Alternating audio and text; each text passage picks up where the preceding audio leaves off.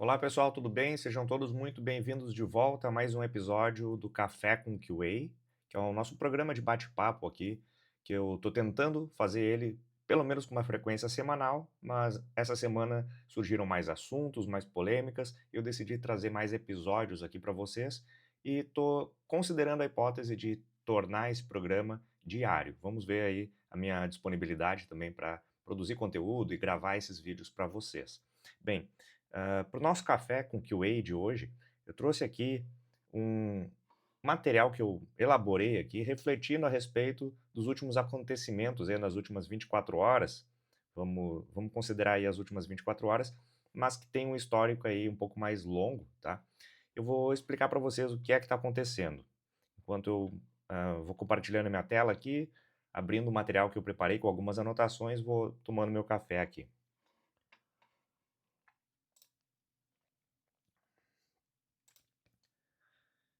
Bem, eu comecei vou começar, né, comecei compartilhando a minha tela aqui com o site da QA para mostrar para vocês algo aqui, tá, que deu origem a o que foi talvez uma das primeiras manifestações que eu tive a respeito de um assunto que eu venho abordando aí nos últimos vídeos aqui do canal da QA, principalmente nos últimos episódios do Café com QA, que são as promessas fáceis de vagas de, de ingresso aí na carreira de QA, né?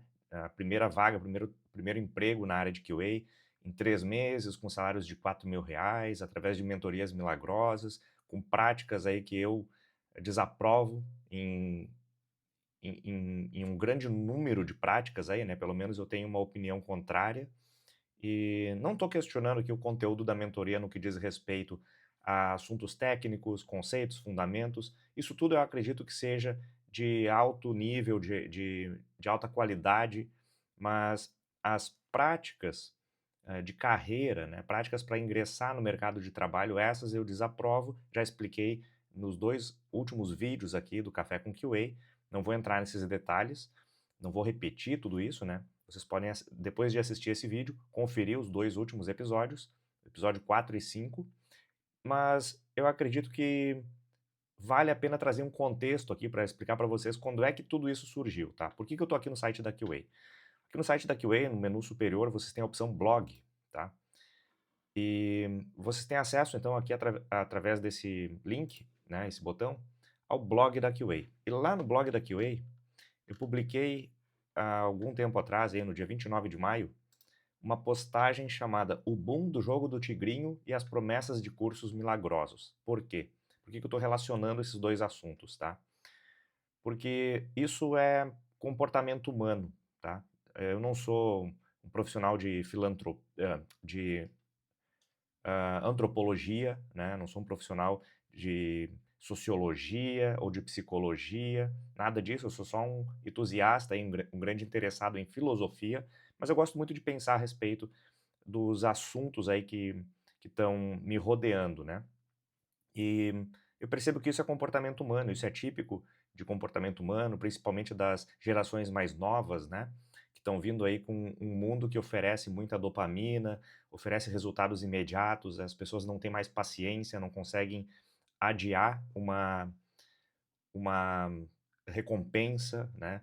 Tem questões aí relacionadas a desenvolvimento, até desenvolvimento cerebral, né? Desenvolvimento do de algumas partes do cérebro que estão relacionadas aí a alguns comportamentos, como esse, por exemplo, adiar uma recompensa, né? E, bom, eu não vou entrar em detalhes, assuntos técnicos, detalhes técnicos aqui a respeito de neurologia, de psicologia, enfim, porque não é a minha área de expertise, eu sou só um grande curioso, tá? Mas nesse nesse post aqui, né, do blog da QA, o que eu trouxe aqui, na verdade, foi um paralelo que eu tracei entre as pessoas que jogam o jogo do tigrinho ou outros jogos aí que prometem, né, resultados financeiros e, na verdade, são sistemas programados para sempre ganharem mais, né?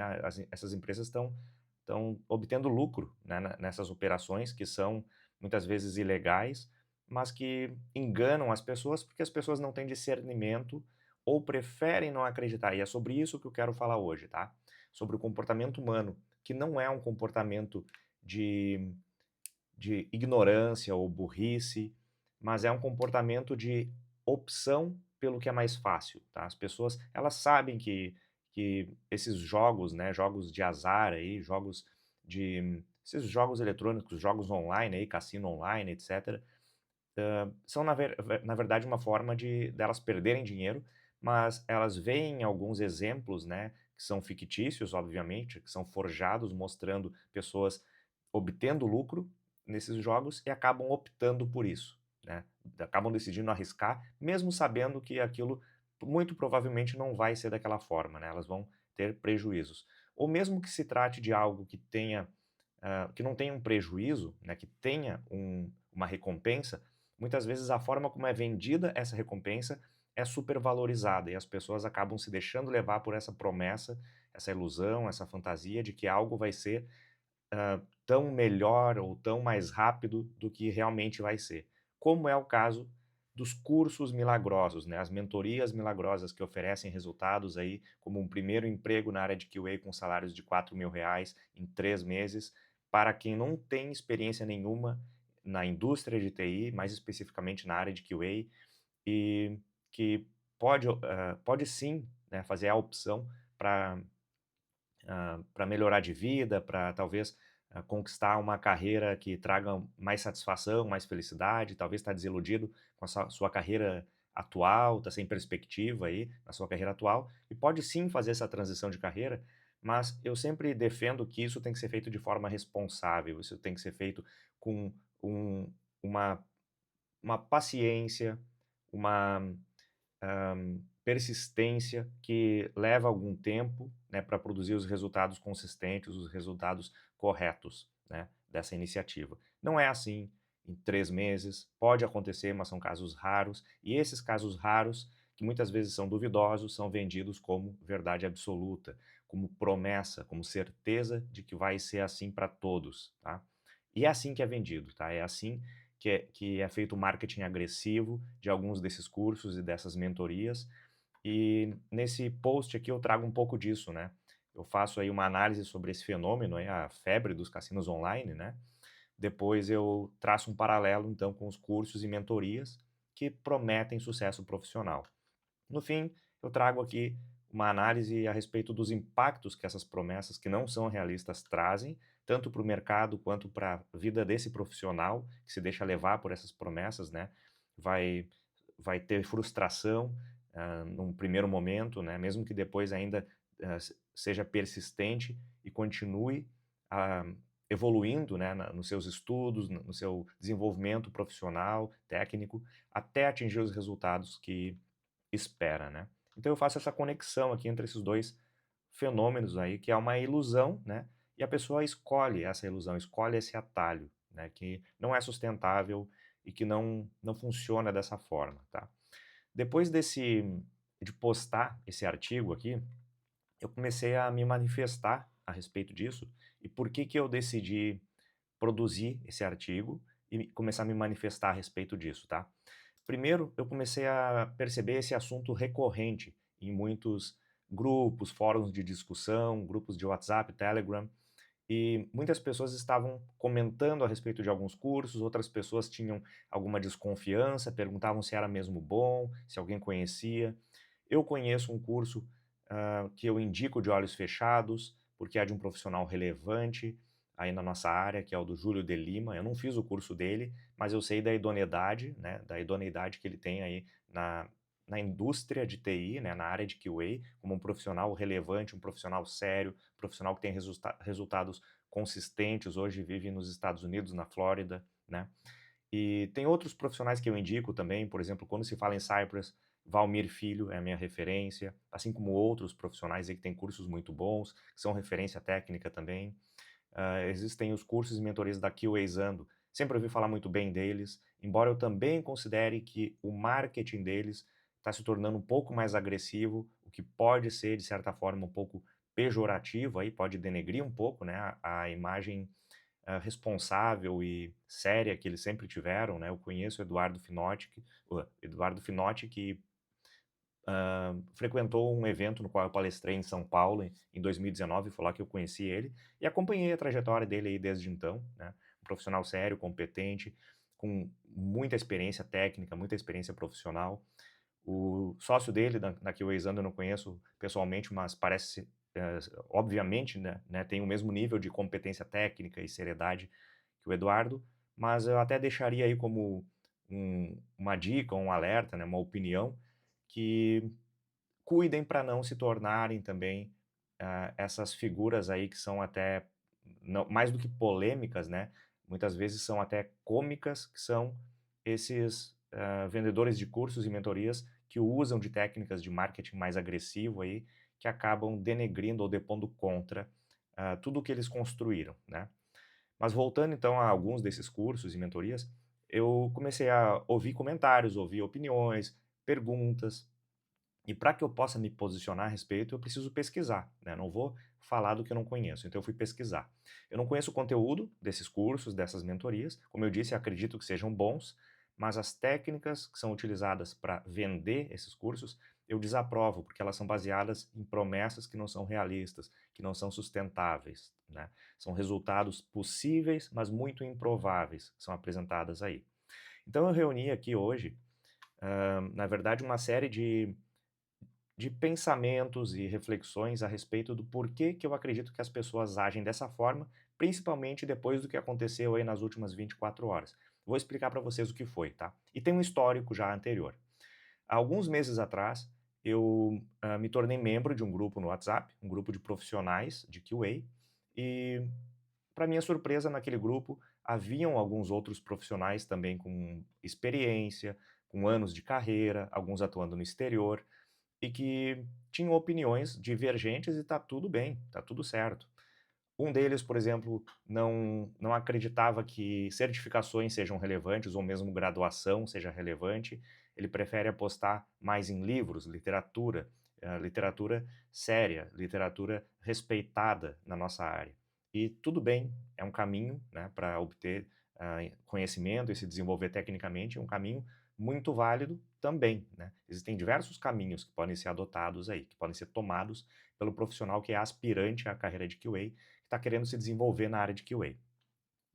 E haviam outros profissionais, então, que corroboravam algumas das minhas opiniões, outros discordavam, e está tudo certo. Faz parte do jogo, é um grupo, né? É um grupo de pessoas, de membros ali que estão todos no mesmo barco, trocando conhecimento, trocando ideias. Eu estava ali, na verdade, como a minha forma de contribuir com a comunidade, de retribuir um pouco, né, tudo que eu aprendi através das minhas interações com comunidades técnicas, agora eu estou tentando devolver para a comunidade em forma de contribuições que eu possa proporcionar, informações, esclarecimentos, dicas, enfim.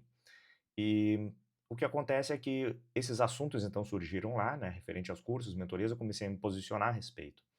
E referente a alguns desses e outros assuntos também, né, me posicionando de uma forma mais realista, mais pragmática, que é a minha personalidade, é o tipo de postura que eu adoto. E quando eu comecei a me posicionar a respeito das descobertas que eu estava fazendo enquanto eu estava pesquisando a respeito dos cursos e mentorias, algumas pessoas começaram a criticar isso, começaram a questionar, né, o motivo pelo qual eu estava indo em busca disso, e meu motivo é bem claro, eu deixo ele bem nítido, bem transparente aqui desde o início de quando eu comecei a me manifestar a respeito disso, que é esse tipo de cursos e mentorias, embora tragam conhecimento para quem está entrando na carreira, eles também praticam, né, além do marketing que é muito agressivo, eles praticam a disseminação aí de algumas práticas e dicas e comportamentos para ingresso na área de QA, né, ou em qualquer outra área profissional, comportamentos que não são muito éticos, que não são muito adequados, né, como, por exemplo, mentir em currículo, mentir no perfil do LinkedIn, ou utilizar, né, de informações que não são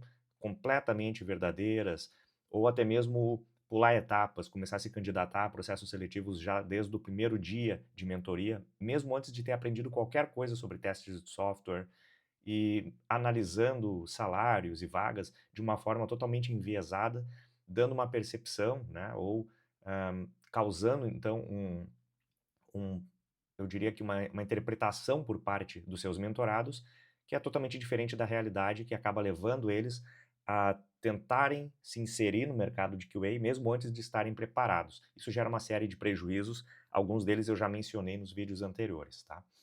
E nesse grupo, inclusive, cada vez que havia uma live ou algum vídeo com algum conteúdo polêmico ou questionável, outros membros também, não apenas eu, compartilhávamos os links, né, desses vídeos, dessas lives no grupo e tecíamos comentários a respeito e promovíamos uma discussão a respeito daquele assunto. Trazíamos um assunto, né, para a pauta e discutíamos a respeito disso. Outros membros do grupo também criticavam, se posicionavam de forma a corroborar com alguns dos meus argumentos ou algumas das minhas opiniões, mas em um determinado momento, alguns desses membros começaram a me atacar, me acusando de estar adotando alguma postura antiética, sendo que, na verdade, em nenhum momento eu estava fazendo isso pelas costas ou escondido. Eu, inclusive, participava dessas lives e colocava os meus comentários no chat da live, né? Me posicionando ali, discordando de algo, dando minha opinião, tentando argumentar. Alguns desses vídeos contêm essas, digamos assim, interações aí em que o mentor ali, ou o vendedor daquele curso ou mentoria, argumentava, e eu até diria assim que perdia um pouco a linha, né, tentando defender um ponto ali, porque realmente não estava preparado para receber qualquer tipo de opinião contrária, digamos assim, porque está acostumado a ter na sua audiência pessoas que estão ali, em busca daquilo que ele está oferecendo, né. E é sobre isso que eu quero trazer essa análise hoje, né. Assim como as pessoas vão em busca de resultados fáceis num jogo de cassino online, as pessoas vão em busca dessas promessas fáceis, porque é isso que elas querem. Embora lá no fundo elas entendam que isso não é completamente verdade ou completamente, hã é possível, mas não é provável, né, que aconteça dessa forma, é aquilo que as pessoas querem, elas querem se iludir com aquilo e no final acabam se decepcionando e se frustrando, tá. E então eu acabei sendo expulso desse grupo, porque algumas pessoas começaram a me ofender nesse grupo, e argumentando então contra essas ofensas, mas sem ofender ninguém. A todo momento eu deixei claro que o meu objetivo não era convencer ninguém, não era obter aprovação, mas que era a minha opinião e que eu não ia mudar a minha opinião porque alguém não concordava. Que as pessoas têm que estar preparadas a ouvir uma opinião diferente. E aquela era a minha. E se eles tinham uma opinião diferente, eu ouvia, eu respeitava essas opiniões, mas eu não aceitava, né? Não preciso concordar, né? Se eu tenho convicção, eu não preciso concordar, embora eu possa respeitar as outras opiniões e conviver com elas, assim como eu vinha convivendo enquanto eu fiz parte, então, desse grupo, né? Enquanto eu participei ali como membro desse grupo. E então essas pessoas, algumas delas me ofenderam e começaram a fazer acusações e denúncias ao administrador do grupo, que acabou me expulsando do grupo. E essa mesma pessoa que fez as maiores acusações e ofensas, acabou sendo expulsa do grupo também, porque essa pessoa tinha esse comportamento de atacar os outros. Enfim, o que aconteceu foi que ontem eu recebi um link, né, para participar de um outro grupo, de profissionais de QA, resolvi participar, até para divulgar um pouco também a QA, né, a nossa iniciativa aí, divulgar o site, o canal do YouTube, e comecei então a participar de algumas conversas, algumas discussões nesse grupo, nas últimas 24 horas aí, e o que aconteceu foi que um dos assuntos bastante recorrentes, além desses cursos e mentorias, que também voltou, esse assunto voltou à tona nesse grupo, né? Ou melhor, voltou à tona para mim, desde que eu ingressei nesse grupo, esse assunto foi trazido, né? E de certa forma as discussões em torno desse assunto tiveram o meu suporte, né? Eu forneci informações e opiniões a respeito desse assunto, né? Me engajei nessas discussões, mas o que acontece é que algumas pessoas talvez tinham uma opinião diferente, mas não estavam argumentando ali comigo, não estavam defendendo sua opinião. Mas também não estavam muito satisfeitas em ouvir uma opinião diferente, mas tudo bem, né? Até porque foi pouco tempo, né? Foram 24 horas aí como membro desse grupo. Hoje surgiram e ontem eu publiquei um vídeo, tá? Antes de trazer as informações mais recentes. Ontem eu publiquei um vídeo onde eu falo novamente, né? Eu reagi a alguns vídeos desse profissional aí que eu considero que está praticando algo que é equivalente a um charlatanismo, né? Prometendo algo que não é possível ser prometido, como um prazo para obter um emprego, um valor de salário, né? E, embora ele tenha tomado um pouco mais de cuidado na escolha das palavras mais recentemente, talvez pela repercussão que isso está tomando, né. Então, ele está sendo um pouco mais cuidadoso para não ser tão agressivo no marketing dele, mas muitas vezes são as informações que ele apresenta, né, de uma forma um pouco mais disfarçada, digamos assim. E o que acontece é que hoje o assunto que estava sendo bastante debatido ali, além desse outro assunto, que foi pauta do meu vídeo de ontem, né, foi parte da pauta do meu vídeo que foi publicado ontem. Hoje teve um outro assunto que teve bastante engajamento em termos de quantidade de pessoas participando da discussão a respeito desse assunto, foram os feedbacks nos processos seletivos, né. Muitas pessoas questionando como as empresas conduzem os seus processos seletivos e recebem candidaturas, né, de profissionais de QA que estão se candidatando a uma vaga e que não recebem nenhum retorno dessa empresa. E muitos estavam ali reclamando, né, reclamando, frustrados, considerando isso uma falta de respeito com o profissional e outras, né, outras opiniões aí a respeito disso. E eu me posicionei, porque eu também faço recrutamento, né, então eu consigo me colocar no lado do recrutador, né, como, profissional que estou num nível de liderança, de gerência na área de QA, eu contrato outros profissionais de QA também, né.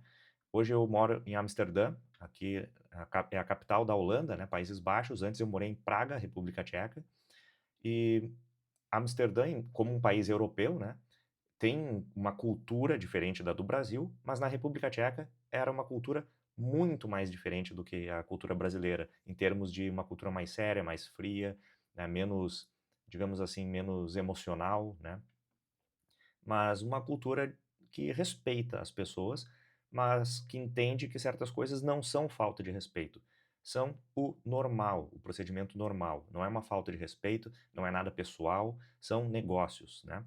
E tá tudo bem. O Brasil tem uma cultura, uma forma de promover os seus processos seletivos, dando ou não feedback, na Europa tem outra, mas o profissional que está enfrentando o mercado, né, seja no Brasil, seja fora, tem que entender o mercado e se posicionar de uma forma a a ter uma relação mais sinérgica com o mercado e menos conflitos com o mercado, né. Se ele quer se inserir no mercado de trabalho, se ele está se candidatando a vagas de trabalho, ele tem que entender que ele vai ter, contato com alguns tipos de comportamento diferentes de recrutadores e de empresas, e ele não pode ficar gerando conflito, tentando mudar o mundo, né, mudar o mercado. O que ele tem que fazer é se adaptar, né, se adaptar e ser mais pragmático, mais estratégico.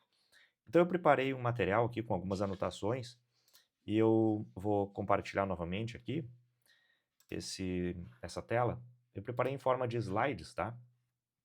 E eu estou chamando esse vídeo, né, o assunto que eu vou trazer aqui é "Feedback não é obrigação. A realidade que muitos candidatos se recusam a aceitar", tá? Esse assunto aqui, ele surgiu então a partir de reflexões que eu fiz a respeito disso, e inclusive conversas que eu tive com o Quali, tá, né? Para quem não recorda, eu já apresentei o Quali aqui antes, em um vídeo anterior, e ele é o especialista virtual de Quality Assurance, né, de QA, da QA, e deixa eu ver se eu abro ele aqui para mostrar um exemplo para vocês aí sobre como é que funciona o Quali. Também vocês podem acessar ele pelo site da QA. Aqui em cima, ó, tem Quali, vocês têm um link aqui, ó, ver mais, aí vocês vão abrir uma seção de chat, né, com o Quali, um chat GPT customizado. Eu treinei ele com documentações, referências técnicas da área de QA. Eu tenho o aplicativo aqui, que eu consigo acessar em voice mode. Deixa eu só confirmar aqui se o áudio está configurado da forma correta, para que vocês consigam. Pronto, é dessa forma que eu tenho que configurar. Deixa eu me certificar. Então, o input é o meu microfone. Output, mute, output device. É isso mesmo. Bom, então, eu vou iniciar aqui uma sessão em voice mode, né, uma sessão de chat com o Quali, para mostrar para vocês como é que funciona. Olá, Quali, tudo bem? Só um instante, eu estou movendo aqui a tua sessão para a tela que está sendo compartilhada. Qual eu estou iniciando aqui então a abordagem aos assuntos que nós preparamos para esse episódio do Café com QA, com base nas conversas, nas reflexões que nós fizemos mais cedo hoje. E eu vou começar compartilhando aqui os slides que eu preparei com os tópicos sugeridos para essa conversa. Eu gostaria que, antes de eu entrar nos assuntos, vamos considerar então, em tom de abertura para essa discussão, qual é a tua opinião, qual é a tua análise geral a respeito dessa realidade que o mercado apresenta hoje com relação a profissionais que não estão preparados para ouvir não, ou ouvir uma opinião diferente, ou não receber um feedback num processo seletivo? Acho que essa questão é bem relevante, especialmente no mercado de QA, né? É, é fundamental que os profissionais desenvolvam essa maturidade para lidar com feedbacks, sejam Não eles estou escutando o positivos. Quali, deixa eu confirmar se eu estou conectado. Não, não é por aqui. Sem problemas. Às vezes acontece AirPods algum. está conectado. Configuração de Ótimo, que áudio. beleza. O Vou input continuar está sendo aqui. feito pelo meu microfone wireless, este aqui. Está funcionando. Aparentemente o Quali me ouviu, mas eu não escutei ele. E a saída está sendo feita pelo Multi-Output Device, que significa AirPod, e a captura do áudio que o Quali vai realizar aqui. Pode repetir, Quali, o que tu disse? Vamos ver se vai funcionar agora. Claro, vamos lá, vou repetir o que eu disse antes. Eu estava comentando sobre a importância de lidar com feedbacks, né? E saber ouvir opiniões diferentes, especialmente no nosso mercado. Conseguiu me ouvir direitinho agora? Sim, agora eu consegui. Agora eu consegui. Bom, eu vou encerrar essa chamada de voz contigo e vou começar a descrever, então, quais são os tópicos a respeito dos quais nós discutimos, conversamos, né? Mas, não, na verdade eu não vou encerrar a chamada, eu vou te manter aqui ao lado para que tu possa comentar conosco aí a respeito desses tópicos, tá? Deixa eu entrar aqui em modo de apresentação desses slides e, em seguida, vou começar a discorrer aqui a respeito dos tópicos, né, que nós identificamos aí a respeito desse assunto. Onde está meu cursor? Bom, Tudo certo. tá. Então, o primeiro assunto que a gente tem aqui para abordar, né, o tema central dessa conversa, é a cultura do não posso ouvir crítica, não posso ouvir não, né, não, eu preciso receber um feedback, preciso que concordem comigo, né. Esse é um comportamento bastante característico aí de pessoas que têm esse conflito ou esse embate, né, e que ficam discutindo a respeito de, da necessidade de que as empresas forneçam um feedback em um processo seletivo para o qual aquele candidato não foi selecionado ou não evoluiu no processo seletivo, né. E o próximo tópico, ou para aprofundar um pouco mais, né, esse tema central, as pessoas que não sabem lidar com opiniões diferentes, que apresentam esse tipo de comportamento, né, não sabem lidar com opinião diferente, não sabem receber um não, a gente pode caracterizar isso também como uma infantilização do debate, uma fuga de argumentos, né, a pessoa não sabe argumentar, então ela bate de frente com ofensas, com críticas pessoais, utilizando algumas técnicas aí de debate não muito ortodoxas, digamos assim, né? Ou simplesmente usam frases, né, como isso é só sua opinião, isso não representa a verdade, não me interessa, a minha opinião é diferente. E tá tudo certo, eu posso ter minha opinião e a pessoa pode ter a opinião dela, mas a minha opinião tem o direito de existir também, né? Tem o direito de ser discutida também, assim como a pessoa quer trazer as opiniões dela num grupo de WhatsApp, eu também vou trazer as minhas, né? Mas a pessoa usa então essa atitude, né, como uma forma de se esconder e como um escudo, né, para evitar ter que refletir a respeito da opinião que eu estou trazendo. Se a pessoa está trazendo uma opinião cuja opinião eu discordo, né, eu tenho uma opinião diferente, mas se eu me dou ao trabalho de refletir a respeito dessa opinião e tentar entender por que ela acontece, escrevendo um post num blog, ou agora gravando um vídeo, aqui um episódio para o Café com QA, eu acredito que essa pessoa também poderia refletir, mas ela não quer refletir. Ela só quer opiniões que corroborem a dela. O que tu tem para refletir, ou encerrando a reflexão desse primeiro slide, o que tu tem para trazer como a tua opinião aqui, Quali? Eu concordo com essa visão. É realmente importante que as pessoas estejam abertas a refletir sobre opiniões diferentes e a entender que, no fim das contas, é assim que a gente cresce profissionalmente e pessoalmente. É um exercício constante de empatia e amadurecimento. Pois é, agora tu falou 2 aspectos que eu, centralizei todo o meu raciocínio em torno disso, que é a empatia e o amadurecimento, né. E com isso a gente pode avançar aqui nessa análise, né, nessa discussão, a respeito da capacidade crítica e maturidade profissional, né, amadurecimento, como tu disseste agora. As pessoas elas precisam saber ouvir não e e receber um feedback. Esse é o básico aí do crescimento profissional, né. A pessoa tem que saber lidar com feedback construtivo, feedback negativo, e a importância de saber argumentar a respeito desse feedback, ou debater, e não levar para o lado pessoal, ela está diretamente relacionada com a capacidade de evolução, né, porque se eu recebo um feedback, com o qual eu não concordo, mas se eu vou argumentar e debater, eu posso vir a concordar, né. Se inicialmente eu não entendi esse feedback como, hã, positivo, né, ou como algo válido, mas se eu estou disposto a argumentar, a conversar, a debater a respeito desse feedback, eventualmente eu vou entender um pouco melhor o que a pessoa quis dizer com isso.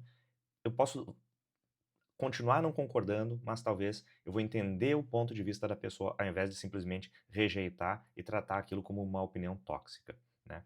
E finalmente, né, o último ponto aqui, os profissionais mais maduros, eles sabem que discordar não é atacar, né, uma discordância não é um ataque pessoal, é apenas um confronto de ideias, e isso faz parte do ambiente corporativo, do ambiente profissional, e o profissional que está disposto a se desenvolver nesse cenário, ele tem que estar disposto a lidar com esse tipo de desafio também. O que que tu tem para nos dizer a respeito dessa capacidade crítica e maturidade profissional, Quali? Eu acho que você resumiu muito bem essa capacidade de lidar com opiniões contrárias e entender que discordância faz parte do crescimento é realmente essencial para o desenvolvimento profissional. É isso que diferencia um profissional maduro e preparado para evoluir na carreira. Pois é, e a pessoa que não tem essa capacidade, eu acho que ela deveria conversar com um assistente virtual, assim como o Quali, que concorda com tudo que eu digo. Bem, piadas à parte, vamos avançar aqui para o próximo slide. Não vou dar direito de resposta ao Quali nesse momento, mas eu vou avançar aqui para o próximo item, que é a capacidade crítica e a maturidade profissional. Não, esse slide é igual. É, exatamente, ele é igual. Eu só estava testando aqui com outras cores. Mas o próximo item, ele é o caso dos feedbacks em processos seletivos, tá? Como é que as pessoas reagem aos... Deixa eu até confirmar aqui se esse slide é o correto. É, exatamente. Eu estava fazendo testes de cores aqui, mas esse é o correto. O caso dos feedbacks nos processos seletivos, tá? Algumas pessoas elas têm expectativas que são irreais de retorno detalhado por parte dos recrutadores. Por que irreais, tá? Eu vou trazer aqui não só uma opinião, mas é um fato, né, baseado na realidade, no que é praticado pela maioria das empresas no mundo inteiro, e no Brasil não é diferente.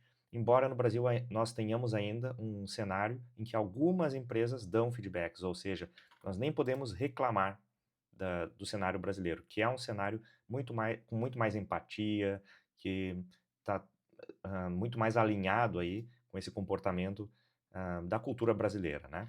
Então, a expectativa por um retorno detalhado por parte dos recrutadores eu considero irreal, tá? Ou pelo menos não saudável, tá? O recrutador, primeiro motivo, tá, pelo qual eu acredito que não devemos contar com isso ou depender disso. O recrutador, ele não é coach de carreira, tá?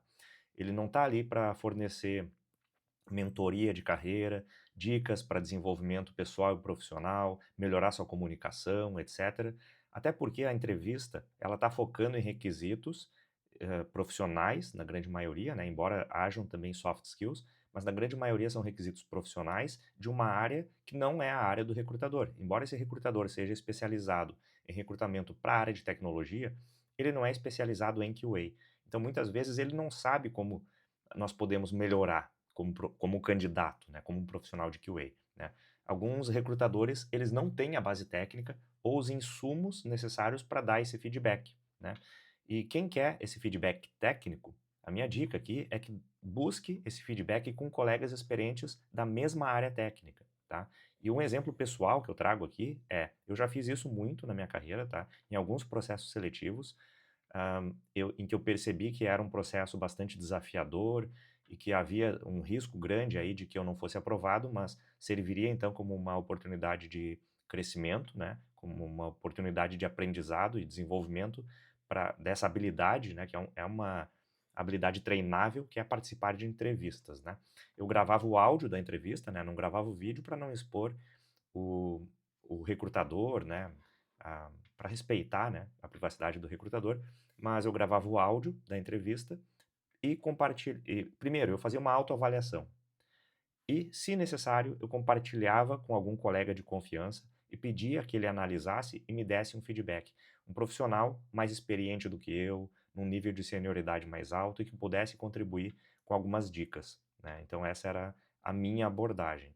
O que tu pode sugerir aqui com relação a, ao posicionamento, à postura que nós podemos ter com relação ao que esperar dos feedbacks nos processos seletivos, quando eles são fornecidos, ou até mesmo não esperar feedbacks em processos seletivos, ou sobre como buscar feedbacks mais eficientes. Qual a tua opinião sobre isso, Quali?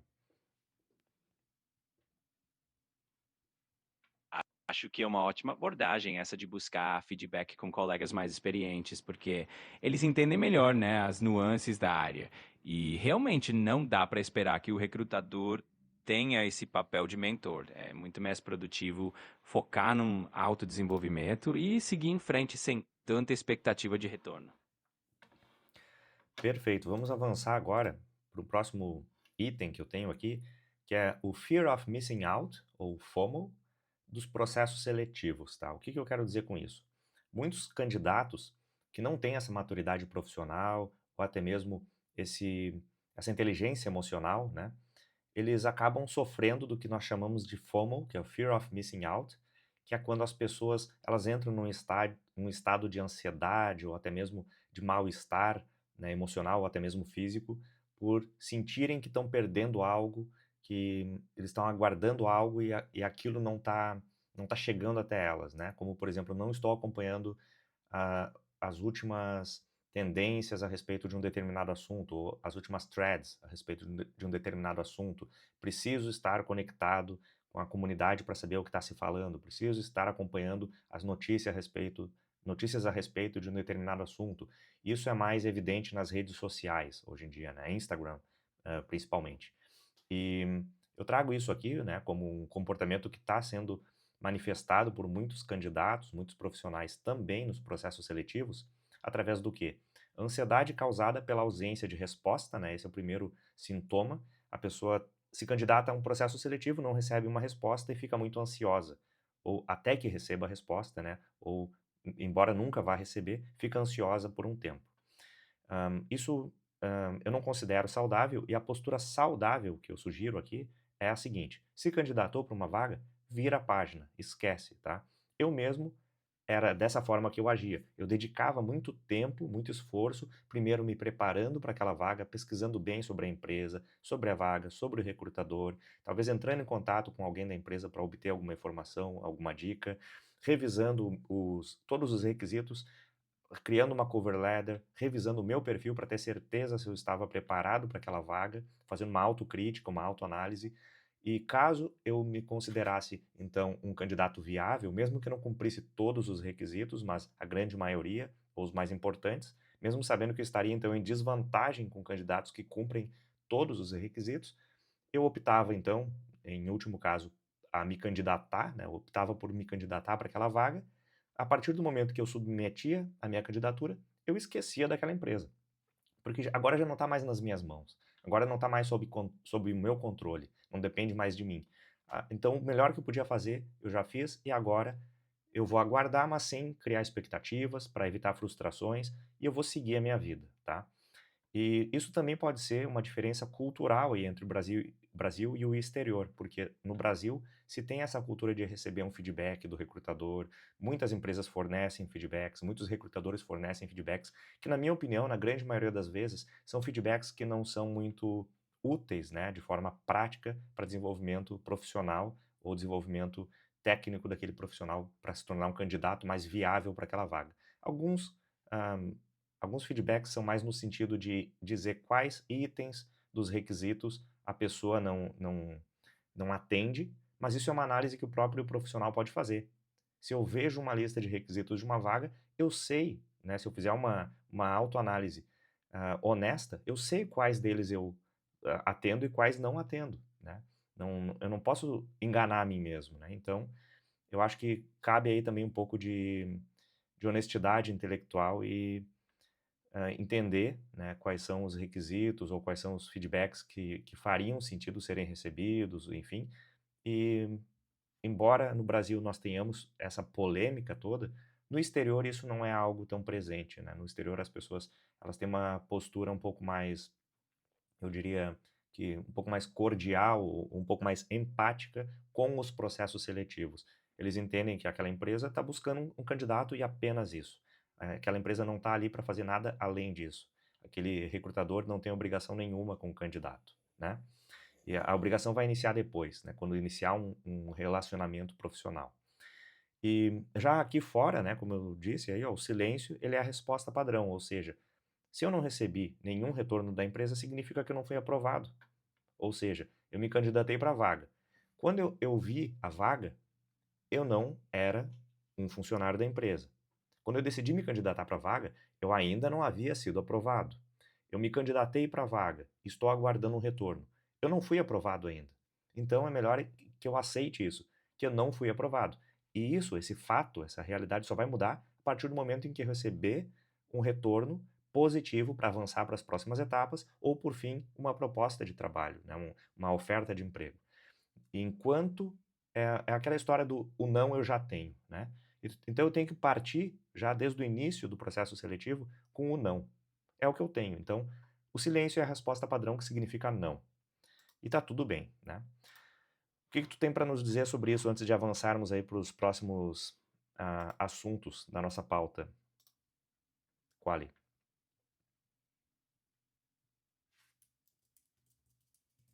Acho que você resumiu super bem essa questão do FOMO e da expectativa nos processos seletivos. É realmente uma questão de saber lidar com a ansiedade e entender que se a resposta não veio é porque ainda não era o momento e tudo bem seguir em frente. Vamos avançar para o próximo tópico, então. Beleza, então o próximo tópico diz respeito à responsabilidade do candidato, tá? Muitos candidatos eles questionam e reclamam a ausência de um feedback como uma obrigação da empresa, ou o mínimo que a empresa ah, poderia fazer, já que ele se dedicou ao processo seletivo, já que ele gastou tempo, recursos, eventualmente teve que ir a uma entrevista presencial, gastou dinheiro com isso, se dedicou, né? Criou uma expectativa, então a empresa teria uma obrigação, né? Então eu quero trazer aqui a responsabilidade do candidato. O candidato ele precisa dedicar tempo e energia ao processo. Isso não é um mérito, é o mínimo, né? Se o candidato viu uma vaga, a empresa está buscando um profissional, está recrutando, está selecionando alguns candidatos para participar do processo seletivo e, por fim, vai escolher um deles, ou nenhum, né, também é possível, que nenhum candidato seja aprovado naquele processo seletivo e talvez aquela empresa vai reiniciar o processo seletivo ou buscar um headhunter para ajudar a encontrar esse profissional raro no mercado. Mas a obrigação do candidato é se dedicar a esse processo, é, é se submeter a esse processo. Por quê? É o processo proposto pela empresa. E a empresa não tem obrigação nenhuma com o funcionário, né? Se aquele, o funcionário não, com o candidato, ela tem obrigações com os funcionários, não com os candidatos. Se aquele candidato está se desenvolvendo na sua carreira, se tornando um profissional valioso no mercado e raro, vai chegar um momento em que as empresas vão se tornar mais flexíveis e vão tratar aquele profissional de uma forma diferenciada, e é uma questão de oferta e procura, né? E quem é que está precisando mais? É a empresa que está precisando daquele profissional especificamente e precisa tratar ele com todo o carinho e todo o respeito que ele acredita que seja obrigação da empresa, ou o funcionário que está precisando do emprego. Na verdade, os dois precisam. A diferença é que a empresa tem muitos candidatos. à disposição para escolher. E se aquele funcionário não está gostando de ser submetido a esse processo seletivo, escolhe outra empresa, então, né? E pode ser duro ouvir isso, mas é a realidade. Isso não é ofensivo, é apenas uma realidade e que também é uma questão cultural. No Brasil, quando a gente ouve algo assim, a gente fica ofendido, a gente acha, ai, como isso é duro, como isso para que ser tão arrogante, tão ignorante? Isso não é arrogante, não é ignorante, é uma realidade, né? Uma realidade é um assunto profissional, não é nada pessoal. É uma realidade, um aspecto da vida real que está sendo tratado com seriedade, sem romantização, né? E a lógica do processo seletivo é essa: vai haver uma contratação. E essa para haver essa contratação, ou nenhuma, como eu disse agora, né? Mas para que haja essa uma contratação, para aquela uma vaga, eu preciso de muitos candidatos e muitos processos. Ou seja, a empresa que está contratando, a empresa A, ela tem uma vaga e ela precisa fazer uma contratação. Ela vai precisar entrevistar muitos candidatos. E alguns deles vão avançar para as próximas etapas, e a tendência é que a cada etapa menos candidatos são aprovados para a próxima, né? Eu tenho um candidato B. Esse candidato B, ele vai se candidatar para esse processo seletivo da empresa A, mas ele também vai se candidatar para outras vagas de outras empresas, vai ser submetido a outros processos seletivos. E ele vai chegar ao fim, então, da jornada dele, conquistando um emprego. Então é sempre assim, começa com uma quantidade grande de profissionais se candidatando para uma vaga, ou um candidato se candidatando para muitas vagas, né, ou seja, muitos processos seletivos, e vai afunilando até chegar na contratação, que é a única, tá? E, por fim, não dá para romantizar, tá? A empresa quer resultado, ela não é uma instituição de caridade, de filantropia, ela trata de negócios, ela tem objetivos financeiros, ela não está ali para fornecer mentoria de carreira para o funcionário, tá? E o recrutador que foi contratado para fazer aquele processo seletivo, ele também tem metas, ele tem objetivos, ele tem prazos a cumprir. Existe um hiring manager, né, um gerente que está contratando para aquela vaga, que está esperando, que também tem prazos, tem as suas demandas e precisa achar esse candidato o mais rápido possível. E a prioridade ou o foco é dar o retorno para os candidatos que foram aprovados para a próxima etapa e começar a conduzir a próxima etapa, ao invés de ficar dando retorno e feedbacks detalhados e específicos para cada candidato que foi reprovado. E eu acredito que a prática, o meio termo aí, a prática mais correta nesse caso seria ter um pipeline de recrutamento, né, um sistema de recrutamento, que quando eu realizo, então, a análise do perfil de um candidato e decido não prosseguir com aquele candidato, então eu rejeito ele naquele processo seletivo, ele receba automaticamente um e-mail dizendo que ele não foi aprovado, mas sem um tratamento especial, sem um feedback particular, específico, né? O que tu acredita que possa complementar aí a responsabilidade do candidato quali?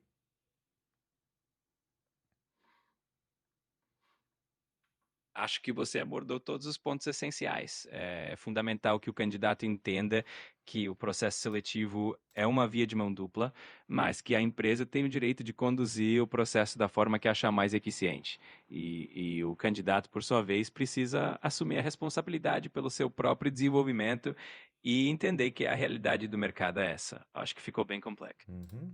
Tá. Vamos prosseguir aqui então, trazendo um caso, né? Ah, um- uma, uma das mensagens que eu enviei nesse grupo do qual eu fui expulso hoje era a respeito, então, de alguns outros aspectos, né, que estavam sendo trazidos ali, mas a respeito dessa questão de feedbacks, etc. Mas o que aconteceu foi bastante curioso, que foi o seguinte: enquanto eu estava ali argumentando com outros membros do grupo, mas de uma forma saudável, estava sendo uma discussão, uma conversa saudável.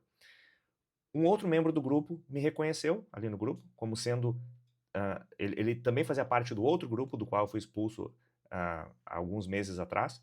Ele me reconheceu e ele fez um comentário um pouco debochado ali, algo no sentido assim de: "Ah, não, o Daniel de novo, não", ou alguma coisa assim, não lembro agora da frase exata. E eu disse eu disse para ele que e ele fez esse comentário justamente após eu ter manifestado uma opinião a respeito dos feedbacks nos processos seletivos. E muitas pessoas estavam concordando com o meu ponto ali, ou entendendo o meu ponto, alguns argumentando, mas sempre de uma forma saudável, respeitosa. O que aconteceu foi que, após ele fazer esse comentário, eu disse para ele que alguma coisa assim no sentido de que tudo bem se ele não concordava, mas que haviam menos pessoas ali reclamando ou discordando do que o contrário, né? E logo em seguida ele disse que tá, tudo bem, não tem BO. Ele falou alguma coisa assim, né? Tudo bem, mas pode ficar aí, fica à vontade. Em breve as pessoas vão descobrir quem tu é de verdade. Fez algum comentário assim me ofendendo, né?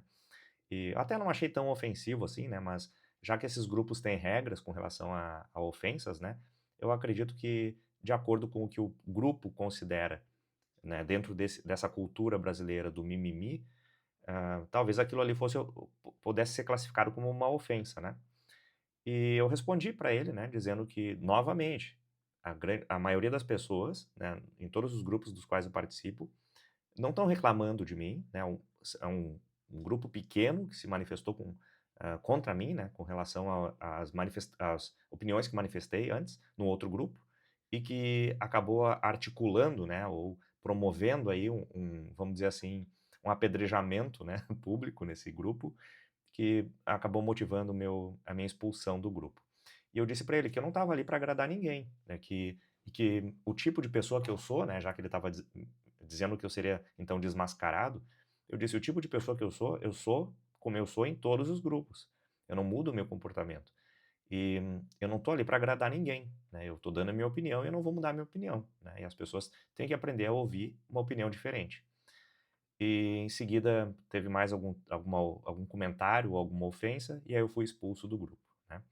Mas dentre esses comentários que estavam acontecendo ali, eu trouxe o histórico anterior e alguém fez um comentário a respeito dessa pequena discussão que surgiu ali, né? E eu disse que eu havia sido expulso do outro grupo por ter criticado as práticas, né, da Lumistack, principalmente as práticas de marketing agressivo da Lumistack. E eu analisei alguns candidatos dele também, candidatos não, mentorados da Lumistack, e eu tenho as minhas opiniões. Eu investiguei um pouco para poder me posicionar com relação inclusive, a empresa na qual ele trabalha, né? Entrei em contato com uma pessoa que pôde me esclarecer algumas coisas que ele alegava em algumas das suas lives, em alguns desses vídeos, e que não são uma verdade absoluta, ou seja, mais uma prática aí de marketing, ah, mais do que agressivo nesse caso, né? Mas, enfim, aí eu mencionei, né, logo depois disso, não, na verdade foi antes. Antes disso eu já havia sugerido, então, o assunto da Lumistack, com base em um vídeo, uma live que ele promoveu ontem, que é um aquecimento aí para a jornada do QA, que é um lançamento, né, de uma nova turma da mentoria dele. E ontem teve uma live em que ele entrevistou uma profissional, né, de nível júnior aí, ou iniciante na carreira de QA, que contou ali a sua trajetória, né? Ela veio de uma área que não era TI, então ela resolveu mudar de carreira, ela cursou análise e desenvolvimento de sistemas e agora, mais recentemente, optou por fazer a mentoria dele e após realizar a mentoria, depois de 3 meses, se candidatando a alguns processos seletivos, tantos processos seletivos que ela não conseguiu reconhecer a empresa para a qual ela tinha se candidatado ou os requisitos da vaga, porque ela não mantinha um controle, né? E está tudo bem, não precisa reconhecer, não precisa manter um controle. Talvez até essa seja a demonstração aí do que eu sugeri antes, né? Se candidata e esquece da empresa. A questão é que ela disse que não estava controlando numa planilha porque estava se candidatando para muitas empresas, talvez sem nenhum critério, não sei. A questão é que aí ela disse que foi selecionada, recebeu uma proposta de trabalho, né, de uma dessas empresas, e que seria uma empresa que estaria contratando ela como PJ, que a vaga seria para estágio, mas que optou então por contratar ela, e como ela não estava mais cursando, já havia concluído a graduação em análise e desenvolvimento de sistemas, ela teve que ser contratada como PJ, como pessoa jurídica, né. A questão é que quando a gente vai para o LinkedIn e pesquisa o perfil dessa profissional, no perfil dela, consta uma postagem, e aí é o que eu trago aqui, ó. Ela diz que foi contratada por uma empresa, mas tem um post, tá, no perfil do LinkedIn dela, de 3 semanas atrás, que é sobre pipoca ágil, sobre ter sido aprovada para um projeto de voluntariado do projeto Pipoca Ágil, que é um projeto de voluntariado. O que acontece é que, primeiro, é voluntariado, não é contratação, eles não contratam.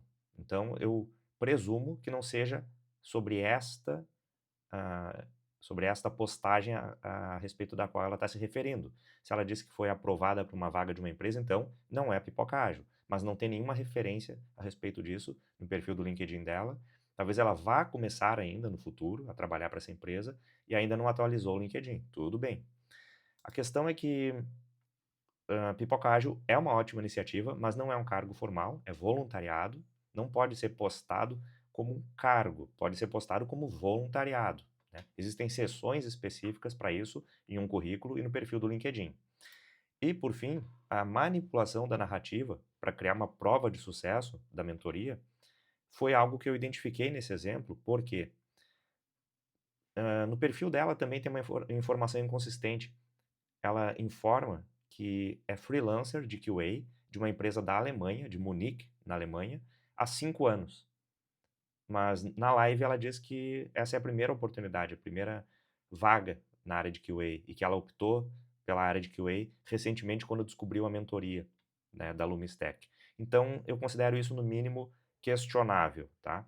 Então isso também desencadeou aí críticas que acabaram ocasionando a minha expulsão do grupo. E por fim, o que eu gostaria de trazer aqui como uma análise talvez um pouco mais antropológica, né, ou filosófica a respeito do comportamento humano, né? Tem pessoas que elas preferem isso, elas acabam idolatrando, né, quem está dizendo aquilo que elas querem ouvir.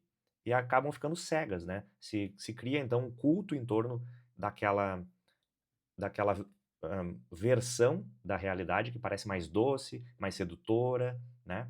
Aquela promessa milagrosa, uma cegueira coletiva. As pessoas que estão em torno disso, que são audiência dessas lives, que estão investindo, então, valores que são altos, como eu mencionei no episódio de ontem, do Café com QA.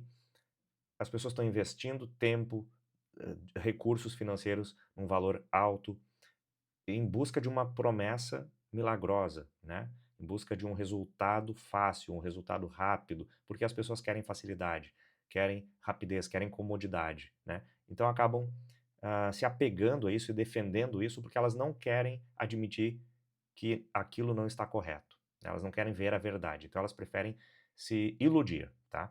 Então existe quando há a confrontação dessas ideias, né? Confrontamento dessas ideias, há uma reação dessas pessoas que é uma reação exagerada, né, que é como de seguidores diante de alguma crítica, por quê? Porque eles não querem abandonar. Eles já dedicaram tempo, já dedicaram recursos financeiros, estão fazendo aquela mentoria, muitas vezes, ou estão se planejando para investir naquilo, né, têm expectativa, enfim, e não querem assumir, não querem admitir que estão errados.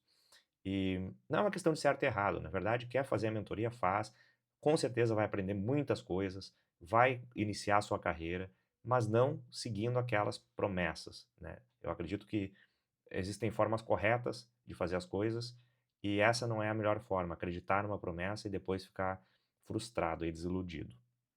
E eu comparo isso aí como o caso do político de estimação, né? A pessoa que tem um político de estimação, mesmo que aquele político seja corrupto, tenha provas cabais a respeito da, da falta de honestidade daquele político, a pessoa não quer ouvir, ela idolatra, ela não quer nem escutar, ela não admite aquilo. E existe uma importância aí, né, para quebrar um pouco isso, uma importância de desenvolver um senso crítico e uma independência intelectual, que é o quê?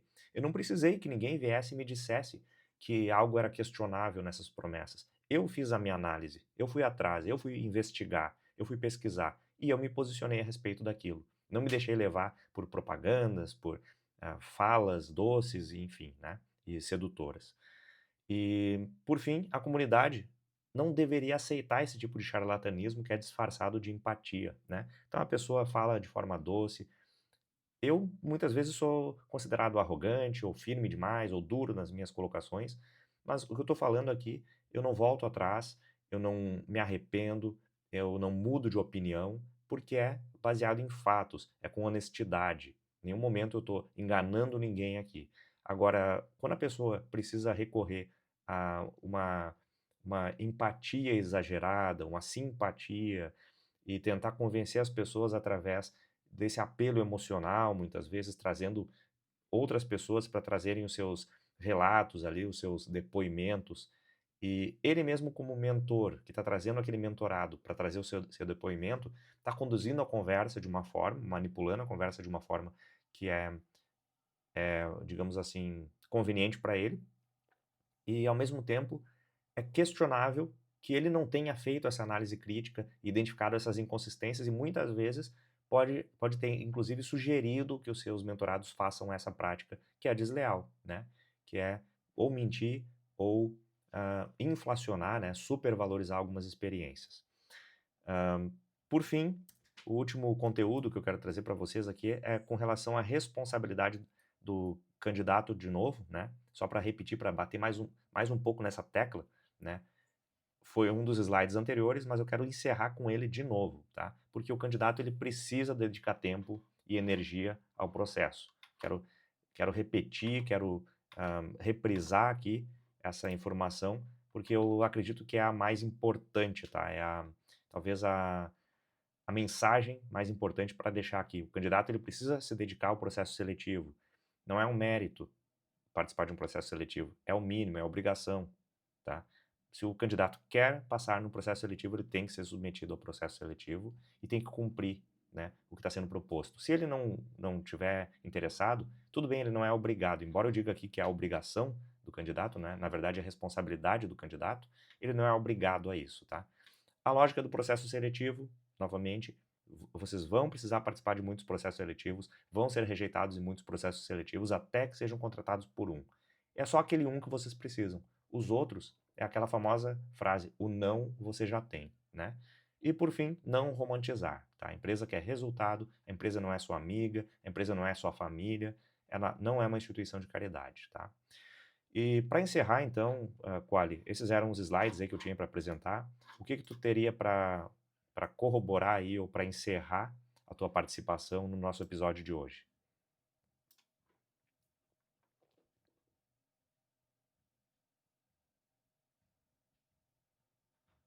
Quali? Acho que a mensagem. Tá, pode falar, desculpa. Imagina, sem problema. Eu só ia dizer que a tua análise foi bem completa e que é isso mesmo. É importante ter essa clareza e honestidade no processo. Acho que a gente conseguiu passar uma mensagem bem valiosa para o pessoal. Foi um ótimo episódio. Beleza, Quali, então deixa aí os teus últimos avisos aí, os avisos paroquiais, aqueles avisos padrão de um youtuber, que agora é o que tu tá te tornando aqui. Pode deixar. Então, pessoal, não esqueçam de se inscrever no canal, deixar o seu like, ativar o sininho para receber as notificações e, claro, compartilhar o conteúdo com quem você acha que vai se beneficiar dessas conversas. E a gente se vê no próximo episódio. Beleza, Quali, muito obrigado pela tua participação. Eu vou servir mais um café agora e vou te servir também uma xícara de óleo de máquina para a gente continuar batendo um papo e conversando aí sobre esse assunto e provavelmente já planejando aí os assuntos para os próximos episódios do Café com QA. Um grande abraço para todos vocês e até o próximo episódio.